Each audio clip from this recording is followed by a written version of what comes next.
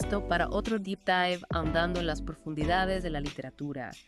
Y hoy nos sumergimos en nada menos que Cien años de soledad de Gabriel García Márquez. Una obra maestra. Absolutamente.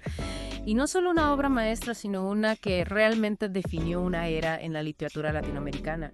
Y, ¿sabes? Realmente continúa actuando como un faro para todos nosotros. ¿Sí? Quienes buscamos desentrañar esas complejidades de la existencia humana. Absolutamente. Entonces, Cien años de soledad, ¿por qué sigue siendo una de las novelas más importantes en el idioma español? Bueno, creo que uno de los aspectos claves que fue reconocida por el Cuarto Congreso Internacional de la Lengua Española Agua. como una obra fundamental en el desarrollo y la riqueza del idioma español. Ya veo.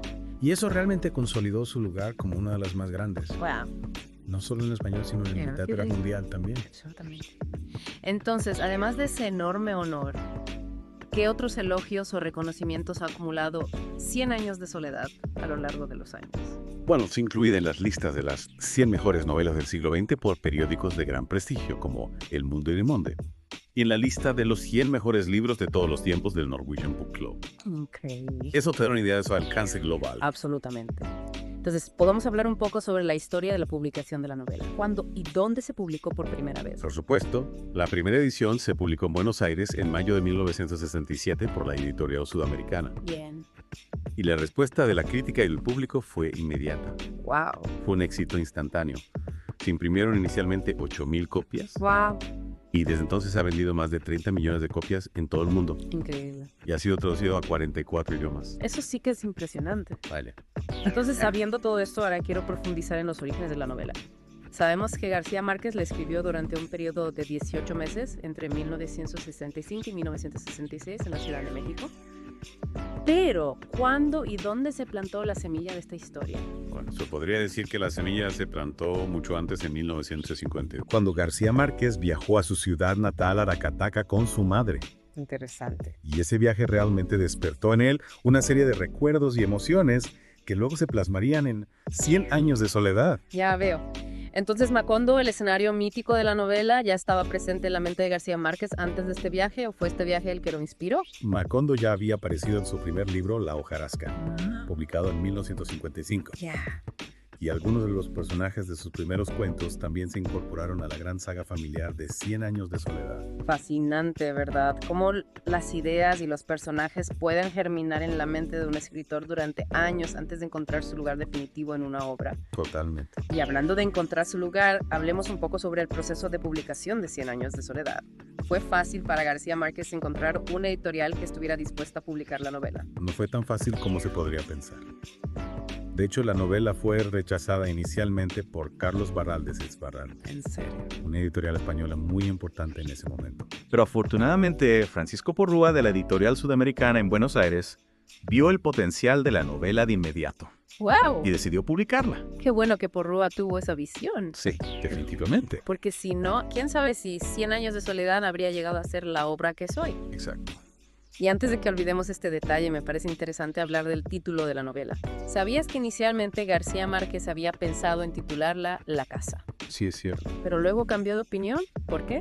Lo cambió para evitar confusiones con otra novela, La Casa Grande, escrita por su amigo Álvaro Cepeda Zamudio. Ya veo.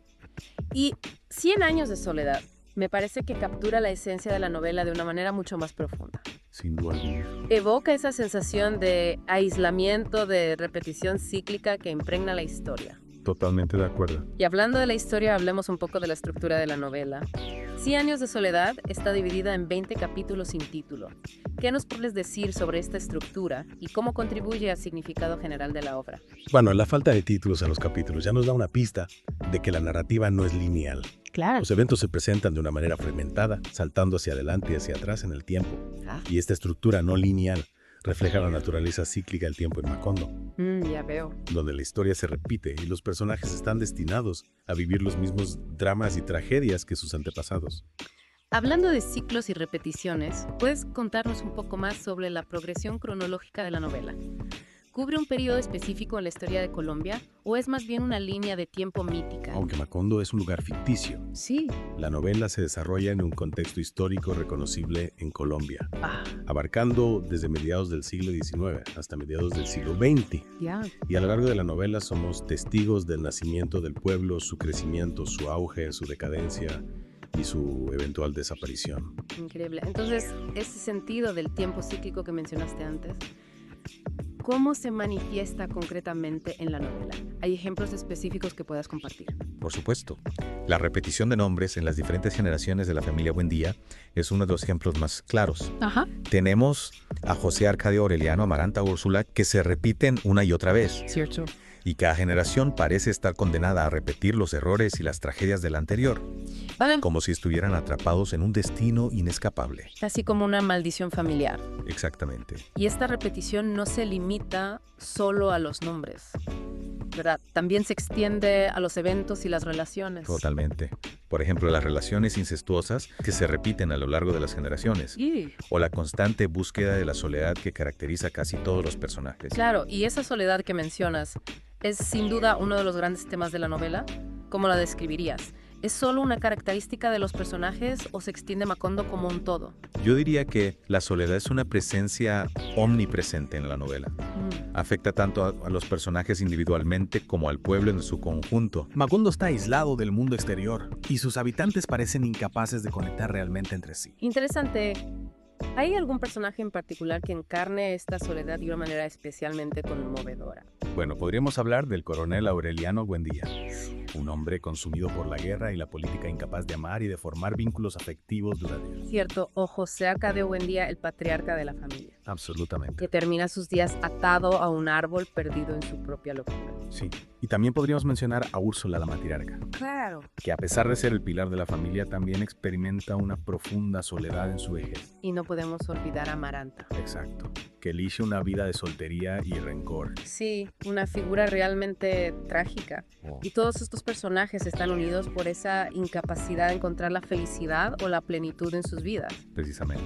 Y creo que esa es una de las cosas que hace que 100 años de soledad sea una novela tan poderosa. Totalmente de acuerdo. Porque nos confronta con la fragilidad de la condición humana y con esa búsqueda incesante de sentido y conexión que a veces parece imposible alcanzar. Exacto. Y hablando de cosas que parecen imposibles de alcanzar, hablemos del realismo mágico, uno de los sellos distintivos de la obra de García Márquez. ¿Cómo describirías el realismo mágico en 100 años de soledad? En 100 años de soledad, lo extraordinario se presenta como algo cotidiano. Ajá. Los eventos fantásticos se integran en la realidad sin que los personajes se sorprendan o cuestionen su veracidad. Ya veo. Por ejemplo, la ascensión de Remedios la vía al cielo, Sí. o las apariciones del fantasma de Prudencio Aguilar.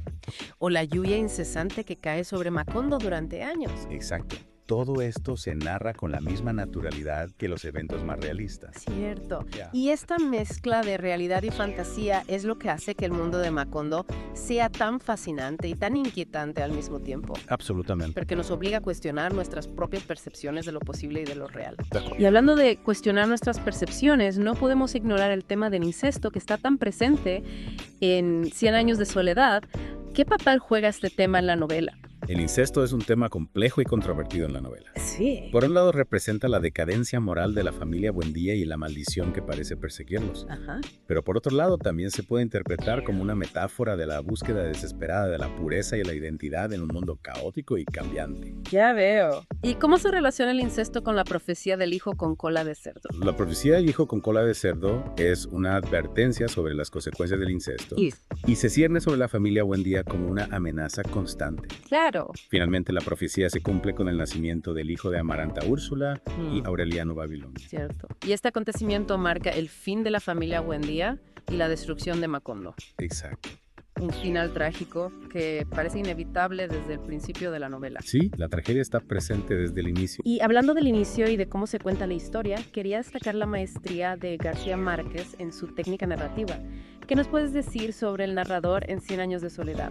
El narrador omnisciente Ajá. conoce todos los detalles de la historia y los pensamientos de los personajes, Ya. pero al mismo tiempo mantiene una distancia irónica y a veces humorística de los acontecimientos. Cierto. Y esta voz narrativa tan particular contribuye a crear esa atmósfera única de la novela, Estuda. donde lo real y lo mágico se entrelazan de forma natural. Exacto. Y hablando de lo real y lo mágico, volvamos a Macondo, el escenario principal de 100 años de soledad.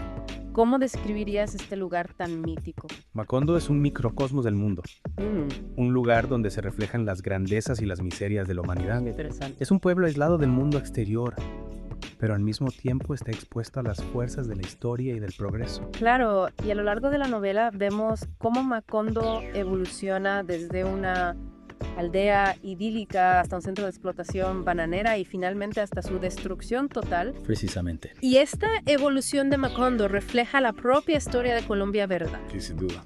La novela está llena de referencias a las guerras civiles, las dictaduras, la llegada del capitalismo y la explotación de los recursos naturales. Temas que han marcado la historia de Colombia y de muchos otros países latinoamericanos. Nosotros también. Y hablando de la riqueza de la novela, no podemos olvidar la maestría de García Márquez en el uso del lenguaje. ¿Hay algún elemento estilístico que te gustaría destacar? García Márquez utiliza una gran variedad de recursos literarios, como la hipérbole, la metáfora, la sinestesia, el oxímoron. Ajá. Y su prosa es a la vez poética y precisa, llena de imágenes vívidas y de frases memorables. Totalmente de acuerdo. Y creo que esa riqueza del lenguaje es una de las razones por las que 100 años de soledad ha tenido un impacto tan grande en la literatura universal. Sin duda alguna. Y hablando de impacto, ¿cómo describirías el legado de 100 años de soledad? ¿Cómo ha influido en la literatura y en la cultura en general? 100 años de soledad ha sido una obra fundamental para el boom latinoamericano. Sí. Y ha inspirado a numerosos escritores en todo el mundo. Claro. Su influencia se puede ver en la obra de autores como Isabel Allende, Salman Rushdie, Toni Morrison y muchos otros. Increíble. Y su impacto no se limita solo a la literatura, ¿verdad? No, por supuesto. También ha inspirado obras de teatro, películas, canciones, incluso videojuegos. Exacto. Es una obra que ha trascendido las fronteras del lenguaje y de la cultura Totalmente. y ha llegado a un público global. Sin duda. Y hablando de público global, ¿qué nos puedes decir sobre la recepción de 100 años de soledad en diferentes partes del mundo? La novela ha sido traducida a más de 40 idiomas y ha sido aclamada por la crítica y el público en todos los continentes. Se ha convertido en un clásico de la literatura mundial. Y su popularidad no ha disminuido con el tiempo. No, al contrario. Sigue siendo una de las novelas más leídas y estudiadas en todo el mundo. Es cierto. Yo creo que eso se debe a que aborda temas universales. Como la soledad, el amor, la familia, la muerte. Exacto. Temas que resuenan con lectores de todas las culturas y de todas las épocas. Totalmente de acuerdo. Y para terminar este deep dive sobre 100 años de soledad, me gustaría dejar a nuestros oyentes con una pregunta para reflexionar. ¿Cuál es el mensaje principal que nos deja esta novela? ¿Qué nos enseña sobre la vida, la historia, la condición humana? Yo creo que 100 años de soledad nos invita a reflexionar sobre la importancia de la memoria, sobre la necesidad de recordar nuestro pasado para comprender nuestro presente y construir nuestro futuro. Interesante. También nos recuerda que la soledad es una condición inherente al ser humano, Sí. pero que a pesar de ello podemos encontrar momentos de conexión y de amor que dan sentido a nuestras vidas. Una reflexión profunda y conmovedora. Creo que es un excelente punto final para nuestro deep dive de hoy. Gracias por acompañarnos en este viaje a través de las páginas de 100 años de soledad. Ha sido un placer. Y hasta la próxima. Hasta pronto.